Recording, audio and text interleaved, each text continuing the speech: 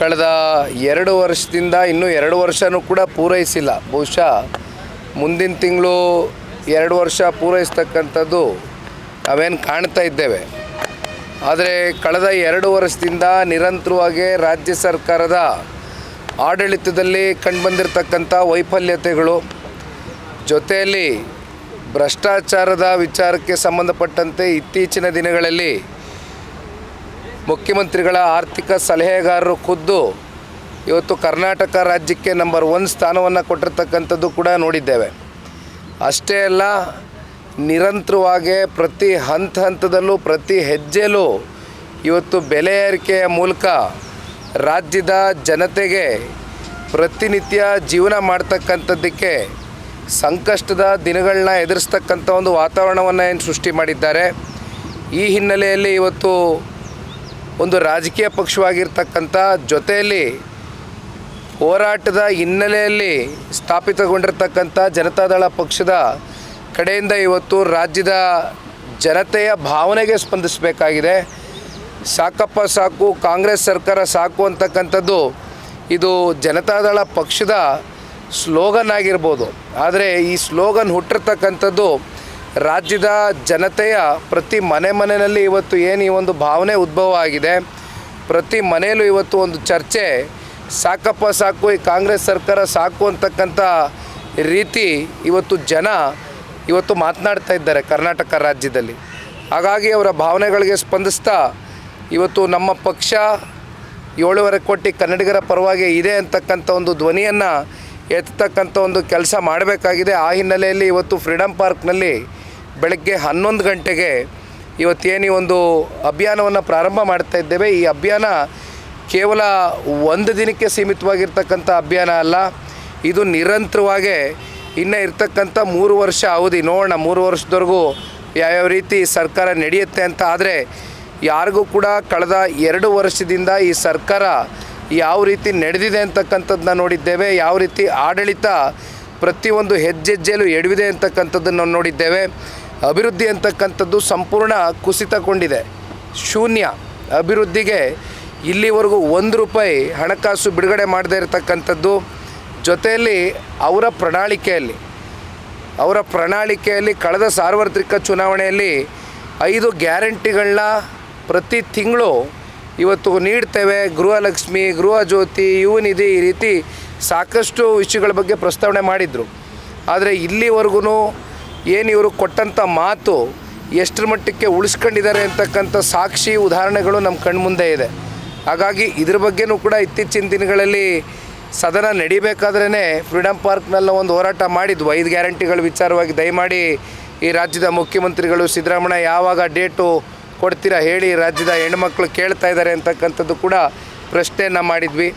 ಈ ರೀತಿ ನಿರಂತರವಾಗಿ ಜನತಾದಳ ಪಕ್ಷ ರಾಜ್ಯದ ಜನತೆಯ ಒಂದು ಧ್ವನಿಯಾಗಿ ಹೋರಾಟವನ್ನು ಮಾಡ್ಕೊಂಡು ಬರ್ತಾ ಇದೆ. ನಮ್ಮ ಜವಾಬ್ದಾರಿ ಇದೆ, ನಮ್ಮ ಕರ್ತವ್ಯ ಇದೆ, ಅದನ್ನು ನಾವು ನಿರ್ವಹಿಸ್ತಾ ಇದ್ದೇವೆ. ಒಂದೇ ಈಗ ಇಷ್ಟೆಲ್ಲ ಬೆಲೆ ಏರಿಕೆ ಆಗಿದೆ ಸರ್.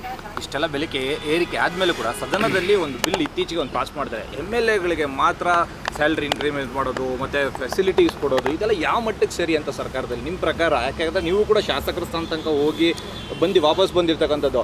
ಜನರ ಮೇಲೆ ಅಷ್ಟು ಬರೆ ಎಳಿತಾ ಇದ್ರು, ಇವ್ರು ಮಾತ್ರ ಲಕ್ಸುರಿ ಲೈಫ್ನ ಲೀಡ್ ಮಾಡೋಕ್ಕೆ ಹೈಪ್ ಮಾಡ್ತಾರಲ್ಲ ಒಬ್ಬರು ಸ್ಪೀಕರ್ ಆದಂಥ. ಇದ್ರ ಬಗ್ಗೆ ಏನಿದೆ? ಅದು ಮಾಧ್ಯಮದಲ್ಲಿ ತಮ್ಮ ಮೂಲಕವೇ ಇದು ಭಾಳ ಗಂಭೀರವಾಗಿ ಚರ್ಚೆ ಆದಂಥ ಒಂದು ವಿಚಾರ. ಇತ್ತೀಚಿನ ಸದನ ನಡಿಬೇಕಾದಂಥ ಸಂದರ್ಭದಲ್ಲಿ ಏನು ಸರ್ಕಾರದ ಖರ್ಚು ವೆಚ್ಚಲ್ಲಿ ಇವರು ಮೋಜು ಮಸ್ತಿಗೆ ಇವತ್ತು ದುರ್ಬಳಕೆ ಮಾಡ್ಕೊಳ್ತಾ ಇರ್ತಕ್ಕಂಥ ನಮ್ಮ ಕರ್ನಾಟಕ ರಾಜ್ಯದ ತೆರಿಗೆ ಮೂಲಕ ಕಟ್ಟಿರ್ತಕ್ಕಂಥ ನಮ್ಮ ರಾಜ್ಯದ ಜನತೆಯ ಒಂದು ಹಣ ಇವತ್ತು ಸ್ವೇಚ್ಛಾಚಾರವಾಗಿ ಈ ರೀತಿ ದುರ್ಬಳಕೆ ಮಾಡ್ಕೊಳ್ತಾ ಇರ್ತಕ್ಕಂಥ ಉದಾಹರಣೆ ನೀವೇನು ತೋರಿಸಿದ್ದೀರಿ ನಮ್ಮ ಕಣ್ಮುಂದೆ. ಇವೆಲ್ಲವನ್ನು ನೋಡಿದಾಗ ಅಂತಿಮವಾಗಿ ಸರ್ಕಾರದಲ್ಲಿ ಕೂತಿರ್ತಕ್ಕಂಥ ವ್ಯಕ್ತಿಗಳು ಇವತ್ತೇನು ಪ್ರಜಾಪ್ರಭುತ್ವದ ಈ ಒಂದು ವ್ಯವಸ್ಥೆಯಲ್ಲಿ 5 ವರ್ಷಕ್ಕೊಮ್ಮೆ ಚುನಾವಣೆ ಬರುತ್ತೆ. ಆ 5 ವರ್ಷಕ್ಕೊಮ್ಮೆ ಬರ್ತಕ್ಕಂಥ ಚುನಾವಣೆಯಲ್ಲಿ ನೀವು ಸುಳ್ಳು ಹೇಳ್ತಿರೋ, ಕತೆ ಕಟ್ತಿರೋ, ಸುಳ್ಳಿನ ಕಂತೆ ಸುರಿಸ್ತಿರೋ, ಅಥವಾ ಪ್ರಣಾಳಿಕೆಯಲ್ಲಿ ಬೇಕಾದಂಥ ಹೇಳಿಕೆಗಳು ಕೊಡ್ತಿರೋ, ಒಟ್ಟಾರೆಯಾಗಿ ನೀವು ಅಧಿಕಾರಕ್ಕೆ ಬರಲಿಕ್ಕೆ ಏನೇನು ಮಾಡಬೇಕೋ ಆ ಸಂದರ್ಭದಲ್ಲಿ ಎಲ್ಲ ರೀತಿಯಾದಂಥ ಕುತಂತ್ರ ಮಾಡಿ ಅಧಿಕಾರಕ್ಕೆ ಬರ್ತೀರಿ. ಅಂತಿಮವಾಗಿ ಆ 5 ವರ್ಷದ ಒಳಗಡೆ ಮತ್ತೆ ಜನ ನಿಮ್ಮನ್ನು ತಿರಸ್ಕಾರ ಮಾಡ್ತಕ್ಕಂಥದ್ದಕ್ಕೆ ಪ್ರಜಾಪ್ರಭುತ್ವದ ವ್ಯವಸ್ಥೆಯಲ್ಲಿ ನಮ್ಗೆ ಅವಕಾಶವೇ ಇಲ್ಲ. ಅವ್ರು ಏನೇ ಮಾಡಿದ್ರು ನಾವು ತಲೆಬಾಗಿ ಒಪ್ಕೊಳ್ತಕ್ಕಂಥ ಒಂದು ಭಾಳ ಸನ್ನಿವೇಶ, ಭಾಳ ಅನಿವಾರ್ಯತೆ ಒಂದು ಸೃಷ್ಟಿಯಾಗೋಗಿದೆ. ಆ ಹಿನ್ನೆಲೆಯಲ್ಲಿ ಒಂದು ರೀತಿ ಉದ್ದಟತನದ ರಾಜಕಾರಣ, ಉದ್ದಟತನದ ಆಡಳಿತ, ಇನ್ನು 3 ವರ್ಷ ನಮ್ಮನ್ನು ಯಾರು ಏನು ಮಾಡ್ಕೊಳ್ಳಿಕ್ಕಾಗೋದಿಲ್ಲ ಅಂತಕ್ಕಂಥ ಭಾವನೆಯಲ್ಲಿ ಇವತ್ತು ಕಾಂಗ್ರೆಸ್ ಏನು ಆಗ್ತಾ ಇದೆ. ಆದರೆ ಇದು ಪ್ರಜಾಪ್ರಭುತ್ವ. ಜನ ಯಾವಾಗ ಯಾವ ರೀತಿ ಯಾವ ತೀರ್ಪು ಕೊಡ್ತಾರೆ, ಯಾವ ತೀರ್ಮಾನ ತೆಗೆದುಕೊಳ್ತಾರೆ ಅಂತಕ್ಕಂಥದ್ದು ಬಹುಶಃ ಮುಂಬರ್ತಕ್ಕಂಥ ಯಾವುದೇ ಸ್ಥಳೀಯ ಚುನಾವಣೆಗಳಲ್ಲಿ ತೋರಿಸ್ತಾರೆ. ಆದರೆ ತಾವು ಕಂಡಂತೆ ಕೋರ್ಟಿಂದ ಡೈರೆಕ್ಷನ್ಸ್ ಇದೆ. ಲೋಕಲ್ ಬಾಡಿ ಎಲೆಕ್ಷನ್ಸ್ ಇಮಿಡಿಯೇಟಾಗಿ ಕಂಡಕ್ಟ್ ಮಾಡಬೇಕು, ZPTP ಚುನಾವಣೆ ಮಾಡಬೇಕು, ಎಸ್ಪೆಷಲಿ ಕಾರ್ಪೊರೇಷನ್ ಚುನಾವಣೆ ಅಂತೂ ನಿಮಗೆ ಸಾಕಷ್ಟು ಸಮಯದಿಂದ ಆಗಬೇಕು ಅಂತಕ್ಕಂಥ ಡೈರೆಕ್ಷನ್ಸ್ ಇದ್ದರೂ ಕೂಡ ಇಲ್ಲಿಯವರೆಗೂ ಯಾವುದೇ ರೀತಿ ಮೆಷರ್ಸ್ನ ತಗೊಂಡಿಲ್ಲ ಇವರು. ಏಕೆಂದರೆ ಅವ್ರಿಗೆ ಒಳಗಡೆ ಒಂದು ಆತಂಕ ಇದೆ. ಈಗ ಅವರ ಒಂದು 2 ವರ್ಷದ ಆಳ್ವಿಕೆ ಏನಿದೆ, ಆಡಳಿತ ಏನಿದೆ, ಅದನ್ನು ಯಾವ್ಯಾವ ರೀತಿ ಇವತ್ತು ಜನಸಾಮಾನ್ಯರು ತಗೊಂಡಿದ್ದಾರೆ ಅಂತಕ್ಕಂಥದ್ದು ಅವ್ರಿಗೆ ಅರಿವಿದೆ. ಖಂಡಿತವಾಗ್ಲೂ ಮುಂದೆ ಸ್ಥಳೀಯ ಚುನಾವಣೆಗಳು ಕಂಡಕ್ಟ್ ಮಾಡಿದಂಥ ಸಂದರ್ಭದಲ್ಲಿ ಜನ ಸಂಪೂರ್ಣವಾಗಿ ಕಾಂಗ್ರೆಸ್ ಪಕ್ಷವನ್ನು ತಿರಸ್ಕಾರ ಮಾಡ್ತಾರೆ ಅಂತಕ್ಕಂಥದ್ದು ಅವ್ರಿಗೂ ಕೂಡ ಅದರ ಅರಿವಿದೆ. ಸರ್, ಈಗ ಪ್ರತಿಭಟನೆ ನೀವು ಮೊನ್ನೆ ಏನು ಸಾಕಪ್ಪ ಸಾಕು ಸರ್ಕಾರ ಅಂತ ಒಂದು ಪ್ರತಿಭಟನೆ ಏನು ಮಾಡಿದ್ವಿ, ಅದರ ವಿರುದ್ಧವಾಗೂ ಕೂಡ ಒಂದು FIR ಆಗಿದೆ ಅವರ ಮೇಲೆ ಅಲ್ಸೂರ್ಗೇಟ್ ಪೊಲೀಸ್ ಸ್ಟೇಷನಲ್ಲಿ. ಅವ್ರ ಬಗ್ಗೆ ಏನಾದರೂ ನಾನು ಕಳೆದ ಪತ್ರಿಕಾಗೋಷ್ಠಿಯಲ್ಲಿ ಮಾತನಾಡಬೇಕಾದ್ರೆ ಒಂದು ಮಾತನ್ನು ಹೇಳಿದೆ.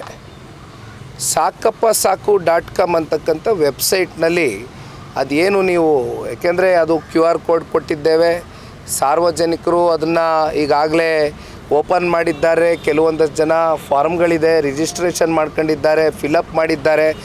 ಜಾಯಿನ್ ದ ಮೂಮೆಂಟ್ ಕ್ಯಾಂಪೇನ್ಗೆ ನಮ್ಮ ಜೊತೆ ಕೈ ಜೋಡಿಸಿದ್ದಾರೆ ಈ ರಾಜ್ಯದ ಜನತೆ. ಅದು ನಾನು ಒಂದು ಮಾತನ್ನು ಹೇಳಿದ್ದೆ, ತಾವು ಕೂಡ ನೋಡ್ಬೋದು. ಅದು it is open to everybody. ಅದು ಪಬ್ಲಿಕ್ಗೋಸ್ಕರ ಮಾಡಿರ್ತಕ್ಕಂಥ ವೆಬ್ಸೈಟು, ಅದರಲ್ಲೇನು ಮುಚ್ಚುಮರೆ ಇಲ್ಲ. ಆ ವೆಬ್ಸೈಟ್ನಲ್ಲಿ ನಾವು ಯಾರನ್ನೂ, ಯಾವುದೇ ಒಂದು ವ್ಯಕ್ತಿಯನ್ನು ವ್ಯಕ್ತಿಗತವಾಗಿ ನಿಂದಿಸ್ತಕ್ಕಂಥ ಒಂದು ಪ್ರಶ್ನೆ ನಾವು ಆ ಒಂದು ವೆಬ್ಸೈಟ್ನಲ್ಲಿ ಉದ್ಭವ ಆಗ್ತಕ್ಕಂಥದ್ದು ಆಗಿಲ್ಲ. ಯಾರನ್ನೂ ನಾವು ವ್ಯಕ್ತಿಗತವಾಗಿ ನಿಲ್ಲಿಸಿಲ್ಲ. ಯಾವ ಸರ್ಕಾರದ ಸ್ವಪಕ್ಷೀಯ ಒಂದು ಸಚಿವರುಗಳಿದ್ದಾರೆ ಅವರ ಸ್ಟೇಟ್ಮೆಂಟ್ಗಳು ಸರ್ಕಾರದ ವಿರುದ್ಧವಾಗಿ ಕೊಟ್ಟಂಥ ಒಂದು ಸಂದರ್ಭದಲ್ಲಿ ಇವೆಲ್ಲವೂ ಕೂಡ ನಿಮ್ಮ ಪೇಪರ್ ಆರ್ಟಿಕಲ್ಸ್ ಮೂಲಕ ಎಸ್ಟಾಬ್ಲಿಷ್ ಆಗಿರ್ತಕ್ಕಂಥ ಸ್ಟೇಟ್ಮೆಂಟು, ಯಾವ್ಯಾವ ಪೇಪರಲ್ಲಿ ಯಾವ್ಯಾವ ದಿನಾಂಕ ಅವ್ರ ಸ್ಟೇಟ್ಮೆಂಟು ಬಂದಿದೆ ಅಂತಕ್ಕಂಥದ್ದು ಎಲ್ಲವೂ ಕೂಡ ವಿವರಣೆ ಕೊಟ್ಟಿದ್ದೇವೆ. ಅದನ್ನು ಹೊರತುಪಡಿಸಿ ಇಲ್ಲಿ ಯಾರನ್ನೂ ತೇಜೋವಧೆ ಮಾಡ್ತಕ್ಕಂಥದ್ದಾಗಲಿ, ಯಾರನ್ನೂ ನಿಂದಿಸ್ತಕ್ಕಂಥದ್ದಾಗಲಿ ನಮ್ಮ ವೆಬ್ಸೈಟ್ನಲ್ಲಿ ನಾವು ಮಾಡಿಲ್ಲ. ಆದರೂ ಕೂಡ ಅತ್ಯಂತ ಭಾಳ ಹಾಸ್ಯಾಸ್ಪದ ಇದು.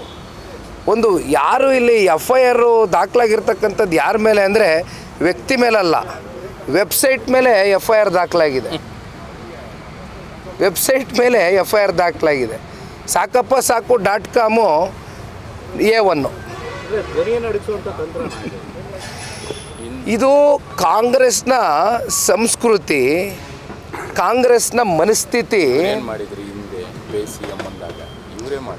ಕಾಂಗ್ರೆಸ್ನ ಸಂಸ್ಕೃತಿ, ಕಾಂಗ್ರೆಸ್ನ ಮನಸ್ಥಿತಿ ಹೇಗಿದೆ ಅಂದರೆ ಈ ರಾಜ್ಯದಲ್ಲಿ ಟಾರ್ಗೆಟ್ ರಾಜಕಾರಣ. ಯಾರನ್ನಾದ್ರೂ ಟಾರ್ಗೆಟ್ ಮಾಡಿದ್ರೆ ನಾನು ಆ್ಯಕ್ಚುಲಿ ಹೇಳಬಾರ್ದು. ಯಾಕೆಂದರೆ SIT ಅಂತಕ್ಕಂಥದ್ದು, ಲೋಕಾಯುಕ್ತ ಅಂತಕ್ಕಂಥದ್ದು it is N independent body ಅಂತಕ್ಕಂಥದ್ದು ನಾವೆಲ್ಲ ಭಾವಿಸಿದ್ದೀವಿ, ನಮಗೆ ಗೌರವ ಇದೆ. ಯಾಕೆಂದರೆ ಸಂತೋಷ್ ಹೆಗಡೆ ಅಂತಕ್ಕಂಥವರು ಏನೊಬ್ಬರು ರಿಟೈರ್ಡ್ ಜಡ್ಜ್ ಇದ್ದರು, ರಿಟೈರ್ಡ್ ಜಡ್ಜಾಗಿ ಬಂದು ಲೋಕಾಯುಕ್ತನ ಯಾವ ರೀತಿ ಮ್ಯಾನೇಜ್ ಮಾಡಿದ್ರು ಅಂತಕ್ಕಂಥದ್ದನ್ನ ನಾವು ನೋಡಿದ್ದೇವೆ. ಇವೆಲ್ಲ ಇತಿಹಾಸ ಇದೆ ಲೋಕಾಯುಕ್ತ ಬಗ್ಗೆ, ನಾವು ಲಘುವಾಗಿ ಮಾತನಾಡೋದಿಲ್ಲ. SIT ಬಗ್ಗೆ ನಾವು ಲಘುವಾಗಿ ಮಾತನಾಡೋದಿಲ್ಲ. ಆದರೆ ಯಾವ ರೀತಿ ಸರ್ಕಾರ ಅವ್ರ ಮೇಲೆ ಒತ್ತಡಗಳನ್ನ ಏರಿ ಯಾವ್ಯಾವ ಹಂತದಲ್ಲಿ ಯಾರ್ಯಾರನ್ನ ಯಾವ್ಯಾವ ರೀತಿ ಟಾರ್ಗೆಟ್ ಮಾಡಿ ಟ್ಯಾಕಲ್ ಮಾಡಬೇಕು ಎಲ್ಲವೂ ಕೂಡ ಕಳೆದ 2 ವರ್ಷದಿಂದ ನಿರಂತರವಾಗಿ ಮಾಡ್ಕೊಂಡು ಬರ್ತಾ ಇದ್ದಾರೆ. ನಮ್ಮ ನಾಯಕರಾದಂಥ ಕುಮಾರಣ್ಣ ಅವರು ಒಂದು ಮಾತು ಹೇಳಿದ್ರು, SIT ಅಂದರೆ ನಮ್ಮ ರಾಜ್ಯದಲ್ಲಿ ಹೇಗಾಗಿದೆ ಅಂದರೆ Shivakumar and Siddaramaiah investigation team ಲೆಕ್ಕಾಚಾರದಲ್ಲಿ ಇವತ್ತು ವರ್ಕ್ ಆಗ್ತಾಯಿದೆ. ಇದು ವಾಸ್ತವಾಂಶ. ಇದು ಟಾರ್ಗೆಟ್ ಮಾಡ್ಕೊಂಡು ರಾಜಕಾರಣ ಮಾಡ್ತಕ್ಕಂಥದ್ದು ನಿಜಕ್ಕೂ ಕೂಡ ಇದು ಯಾರಿಗೂ ಕೂಡ ಶೋಭೆ ತರ್ತಕ್ಕಂಥದ್ದಲ್ಲ. ಯಾಕೆಂದರೆ ಇವತ್ತು ಟಾರ್ಗೆಟ್ ರಾಜಕಾರಣ ಅಂತಕ್ಕಂಥದ್ದಕ್ಕೆ ಒಂದು ಅಡಿಪಾಯ ಹಾಕಿರ್ತಕ್ಕಂಥದ್ದು ಕಾಂಗ್ರೆಸ್ಸು ತೋರಿಸ್ಕೊಟ್ಟಿದ್ದಾರೆ. ಮುಂದೆ ಯಾವ ರೀತಿ ರಾಜಕಾರಣ ಮಾಡಬೇಕು, ಮುಂಬರ್ತಕ್ಕಂಥ ದಿನಗಳಲ್ಲಿ ಸರ್ಕಾರ ರಚನೆ ಮಾಡಿದ ಸಂದರ್ಭದಲ್ಲಿ ಬೇರೆ ಪಕ್ಷಗಳು ಯಾವ ರೀತಿ ಮತ್ತೆ ಆ ಟಾರ್ಗೆಟ್ ರಾಜಕಾರಣಕ್ಕೆ ಯಾವ ರೀತಿ ಹೋಗಬೇಕು ಅಂತಕ್ಕಂಥದ್ದು ಇವರೇ ಇವತ್ತು ತೋರಿಸ್ಕೊಟ್ಟಿದ್ದಾರೆ. ಆಗ್ಕೂಡ್ದು. ಇದು ಪ್ರಜಾಪ್ರಭುತ್ವದ ವ್ಯವಸ್ಥೆಯಲ್ಲಿ ಭಾಳ ಇದು ಒಂದು ಕೆಟ್ಟ ಮನಸ್ಥಿತಿ. ಸರ್ ಇನ್ನೊಂದೇ ಒಂದು, ನಿಮ್ಮ ಒಂದು ಕುಮಾರಸ್ವಾಮಿ ಹೇಳಿಕೆಯ ನಂತರ ನನ್ನ ಹತ್ರ ಟನ್ಗಟ್ಟಲೆ ದಾಖಲೆ ಇದೆ ಅಂತ ಹೇಳಿದ ನಂತರ ಈಗ ಕಾಂಗ್ರೆಸ್ನವರು ನಾನೇ ಲಾರಿ ಕಳಿಸ್ತೀನಿ JP ಭವನ್ವರೆಗೂ ಪಾದಯಾತ್ರೆಯನ್ನು ಮಾಡ್ತೀವಿ, ನಮಗೆ ಟನ್ಗಟ್ಟಲೆ ಲಾರಿಯನ್ನು ಹಾಕಿ ನಾವು ತಗೊಂಡ್ರೆ ನಾವೇ ಗವರ್ನರ್ ಆಫೀಸ್ಗೆ ಬಿಡ್ತೀವಿ ಅಂತ ಒಂದು ಹೇಳಿಕೆಯನ್ನು ಬಿಟ್ಟಿದ್ದಾರೆ. ಮತ್ತು ಶನಿವಾರ ಅವರು ಕೂಡ ಒಂದು ಪಾದಯಾತ್ರೆಯನ್ನು ಮಾಡ್ತಾ ಇದ್ದಾರೆ. ಜನತಾದಳ ಪಕ್ಷದ ಈ ಹೋರಾಟ ಕಾಂಗ್ರೆಸ್ನ ಸರ್ಕಾರಕ್ಕೆ ಎಲ್ಲೋ ಒಂದು ಕಡೆ ಒಳಗಡೆ ತಳಮಳ ಶುರುವಾಗಿದೆ. ಪಾಪ ಎದುರಿದ್ದಾರೆ.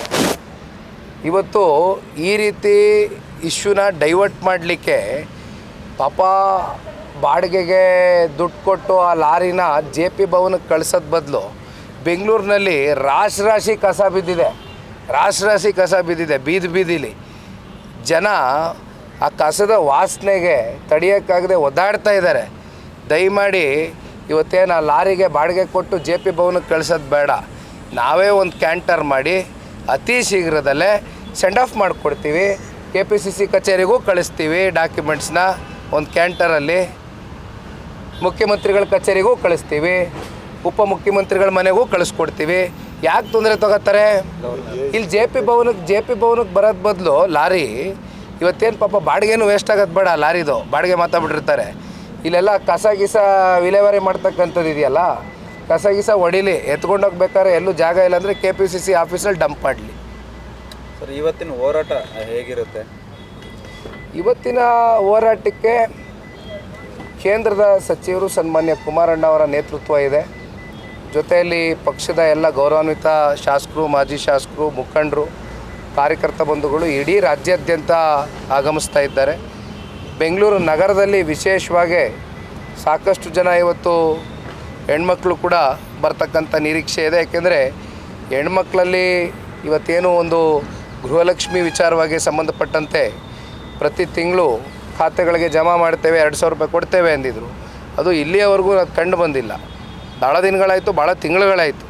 ಕಳೆದ ಉಪಚುನಾವಣೆ ಸಂದರ್ಭದಲ್ಲಿ ಜ್ಞಾಪಕ ಬಂದಿತ್ತು, 3 ಚುನಾವಣೆಯಲ್ಲಿ ಹಾಕಿದರು. ಚನ್ನಪಟ್ಟಣ ಆಯಿತು, ಸಂಡೂರು ಆಯಿತು, ಶಿಗ್ಗಾವಿ ಆಯಿತು. ಆದರೆ ಇಲ್ಲಿವರೆಗೂ ರಾಜ್ಯದ ಹೆಣ್ಮಕ್ಳು ಕೊಟ್ಟಂಥ ಮಾತನ್ನು ಉಳಿಸ್ಕೊಂಡಿಲ್ಲ. ಈ ರೀತಿ ಸಾಕಷ್ಟು ಆಕ್ರೋಶಗಳಿದೆ ಇವತ್ತು ಜನಸಾಮಾನ್ಯರು ಕೂಡ ಇವತ್ತು ಈ ಒಂದು ನಮ್ಮ ಮೂಮೆಂಟ್ಗೆ ಭಾಗಿಯಾಗ್ತಕ್ಕಂಥದ್ದನ್ನ ನಾವು ನಿರೀಕ್ಷೆ ಮಾಡ್ತಾ ಇದ್ದೇವೆ. Okay, thank you boss, thank you.